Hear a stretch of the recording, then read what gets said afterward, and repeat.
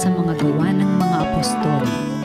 Noong mga araw na iyon, ibig matiyak ng pinuno kung ano nga ang sakdal ng mga Hudyo laban kay Pablo.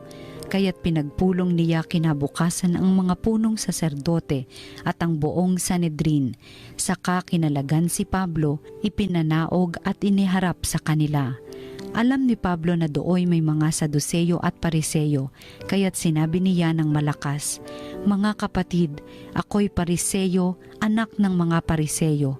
Dahil sa pag-asa kong muling mabubuhay ang mga patay, ako'y nililitis ngayon." Matapos itong sabihin ni Pablo, nagtalo-talo ang mga Pariseyo at ang mga Saduseyo at nahati ang kapulungan. Sapagkat ang sabi ng mga Saduseyo, hindi muling mabubuhay ang mga patay at walang anghel o espiritu, subalit ang mga Pariseyo na may naniniwala sa lahat ng ito at lumakas ang kanilang sigawan.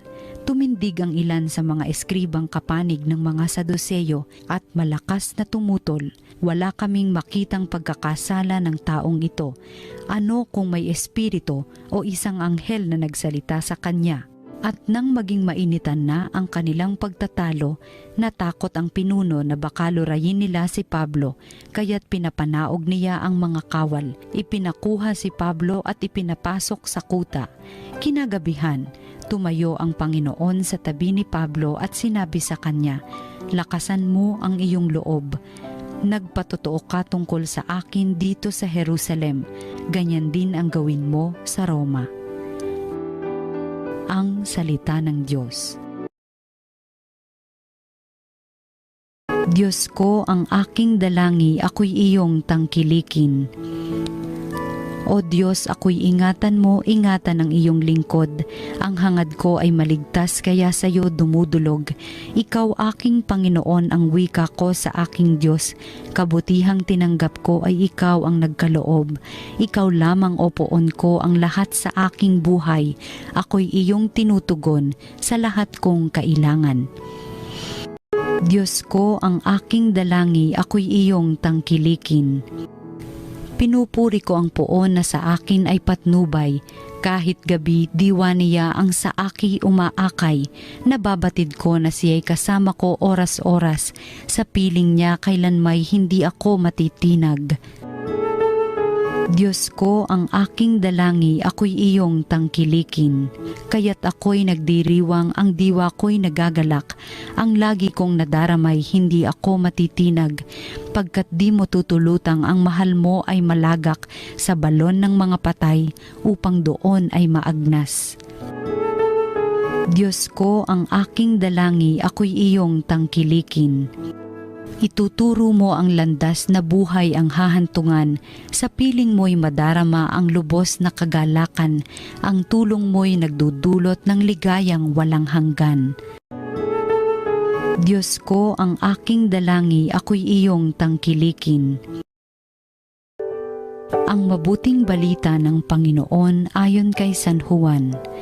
Noong panahong iyon, tumingala si Jesus at nanalangin, "Amang banal, hindi lamang ang aking mga alagad ang idinadalangin ko, kundi pati ang mga mananalig sa akin dahil sa kanilang pahayag. Maging isa nawa silang lahat, Ama. Kung paanong ikaw ay nasa akin at ako'y nasa iyo, gayon din naman maging isa sila sa atin upang maniwala ang sanlibutan na ikaw ang nagsugo sa akin. Ang karangalang ibinigay mo sa akin ay ibinigay ko sa kanila upang sila'y ganap na maging isa, gaya nating iisa. Ako'y nasa kanila at ikaw ay nasa akin upang lubusan silang maging isa. At sa gayon, makikilala ng sanlibutan na sinugo mo ako at sila'y iniibig mo katulad ng pag-ibig mo sa akin. Ama, nais kong makasama sa aking kinaroroonan ang mga ibinigay mo sa akin upang mamasdan nila ang karangalang bigay mo sa akin, sapagkat inibig mo na ako bago pa nilikha ang sanlibutan.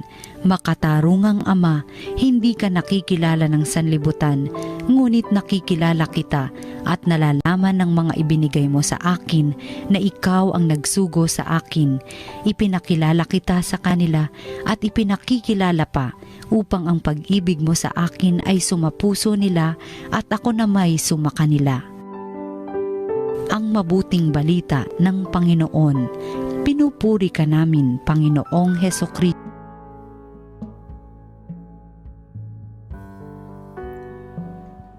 Magandang araw po mga kapatid kay Kristo. Ito po si Father J.D. Zaldivar ng Archdiocese of Manila. Pagnilayan po natin ngayon ang salita ng Diyos, salita ng buhay. Mga kapatid, Happy Easter po sa inyong lahat. Ilang araw na lang ay malapit nang matapos itong napakagandang panahon ng Kapaskuhan ng pagkabuhay ng ating Panginoon. No? Matatapos na sa Pentecost Sunday. No? So, mga 3-4 days na lang, matatapos na po ang Easter season. Kaya, sulitin natin, simutin natin, no? Sairin natin ang biyaya na ito ng Pasko ng pagkabuhay ng ating Panginoon. At sa ating mga unang pagbasa, ay malapit na rin nating makumpleto ang kwento, no, ng mga gawa ng mga apostol. At nandito na tayo sa huling bahagi ng paglalakbay ni Apostol San Pablo. Nandito siya sa chapter 22 ng Acts of the Apostles. Ang kwento na si Saint Paul ay mililitis sa harap ng Sanhedrin. Nilitis na siya sa templo. Ngayon lilitisin siya sa harap ng Sanhedrin. Bukas dadalhin siya sa harap ng gobernador. At sa Sabado maririnig natin na dadalhin na siya sa Roma. Sunod-sunod na mga paglilitis. At kung babasahin natin, paulit-ulit na lumalabas na wala siyang kasalanan. At ang mga akasusyon, ang mga sakda laban sa kanya, ay walang katuturan at kabuluhan. Pawang kabulaanan lamang. Pero magtataka tayo. Itong si San Pablo, humihingi ng paglilitis. Pwede na siyang lumaya. Pwede na siyang umalpas sa napaka-hassle na buhay na ito. Nakulong pa siya, no?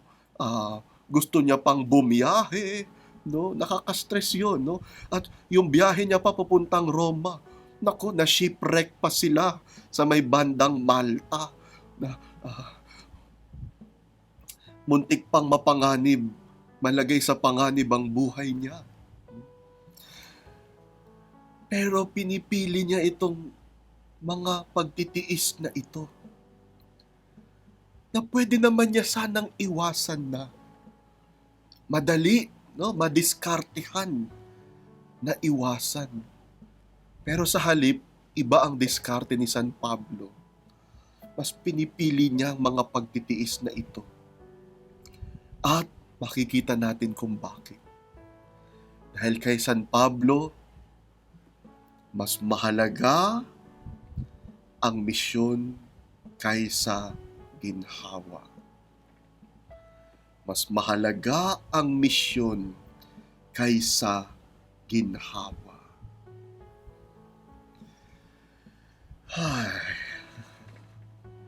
At yun mga kapatid, ang isang matututunan natin kay San Pablo. Handa siyang isantabi ang kanyang ginhawa. Pwede na siyang guminhawa sa buhay na malaya. Pwede na siyang mawala sa paglilitis at pagkakakulong.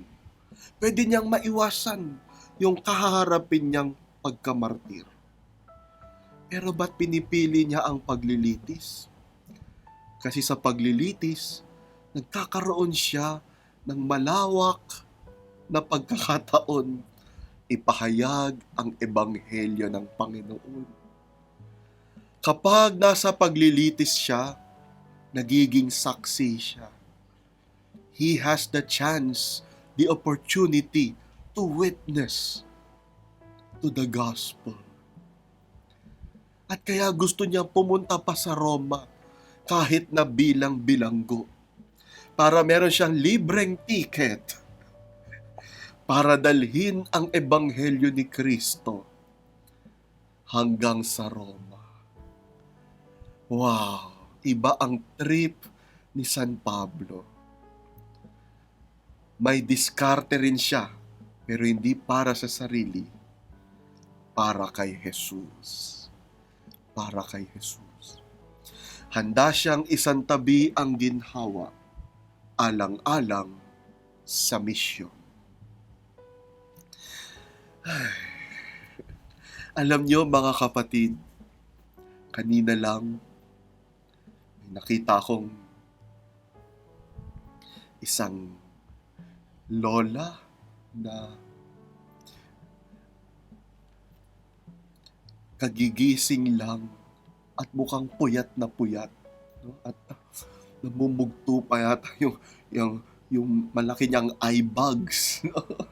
At kinausap ko, at para pong puyat na kayo. Puyat na yata kayo.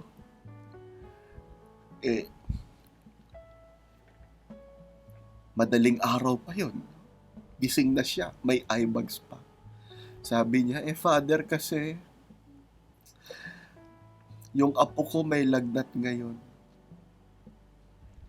May apo siyang sanggol pa.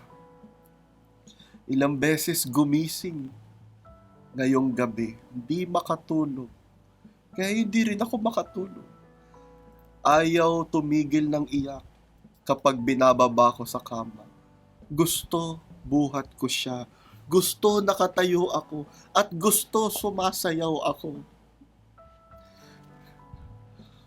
Sabi ko sa sarili ko, tong lolang to, pwede na dapat mag-retire. Pwede na dapat mag-enjoy, mag-relax. Pwede na dapat mag-chill-chill sa buhay. Pero heto siya. May apostolate sa mga apo. Bakit? Para sa lolang ito, mas mahalaga ang misyon kaysa ginhawa. At na-realize ko mga kapatid, lahat tayo ngayon na nakikinig, ikaw at ako, ay buhay dahil sa mga taong isinantabi ang ginhawa para sa misyon. Lahat tayo nung baby tayo, hindi tayo pumipili ng oras ng pag-iyak natin. Ganun kasi ng mga baby pa tayo eh. Nakakita na ba tayo ng nanay na sinabihan yung baby niya? O tatay na sinabihan yung anak niya? O 10:00 na ha, huwag kang iiyak. Matutulog na ako. Hindi.